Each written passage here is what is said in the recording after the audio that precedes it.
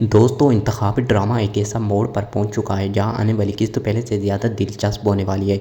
वलीमे के दिन ऐसा हंगामा मच जाएगा कि हर कोई हैरान रह जाएगा। आने वाली किस्त में आप लोग देखेंगे अयान और मुस्कान के वलीमे का दिन आ जाता है, लेकिन अयान बिल्कुल भी नहीं होता और ना ही मुस्कान। दोनों के चेहरे पर खुशी के बजाय बस साफ नज़र आ रही होते हैं। उधर अयान शदीद गुस्से में अपनी वालदा से कहता है, मैं शादी हाल नहीं जाऊँगा, मैं ये शादी कभी कबूल ही नहीं कर सकता। इस पर उसकी वालदा समझ जाते हुए कहती है कि बेटा, सिर्फ आज हमारी इज़्ज़त रख लो, उसके बाद तुम पर कोई दबाव नहीं डालूंगी। आखिरकार अयान अपनी वालदा की बात मान लेता है और मुस्कान के साथ वलीमे में पहुंच जाता है। लेकिन असल धमाका उस वक्त होता है जब मोहिनी ज़ारून के साथ शादी हाल के अंदर दाखिल होती है। जैसे ही अयान की नज़र मोहिनी पर पड़ती है, उसके ज़ख्म फिर से ताज़ा हो जाते हैं। मोहिनी मुस्कराते हुए कहती है, अयान शादी मुबारक हो। यह सुनते ही अयान गुस्से से भर जाता है और कहता है कि मेरे सामने से चली जाओ, मैं तुम्हारी शक्ल नहीं देखना चाहता।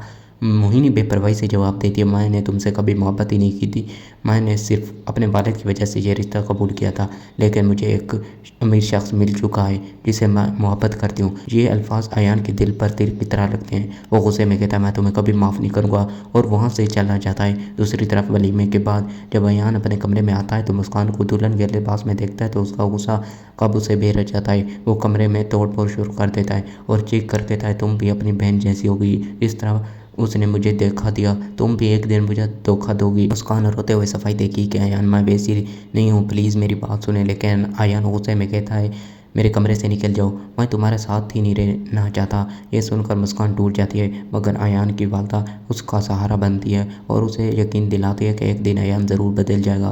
दूसरी तरफ अयान भी आहिस्ता आहिस्ता ये महसूस करने लग जाएगा कि मुस्कान मोहिनी जैसी नहीं है, बल्कि एक मुखलिस और वफादार लड़की है। ये एहसास उन दोनों के दिमाग एक नए रिश्ते की शुरुआत का सबब बनेगा। अब देखना यह है, क्या अयान अपनी माजी को भुलाकर मुस्कान के साथ ज़िंदगी गुजारने के लिए तैयार होगा या नहीं। कमेंट में अपनी राय ज़रूर पेश करें।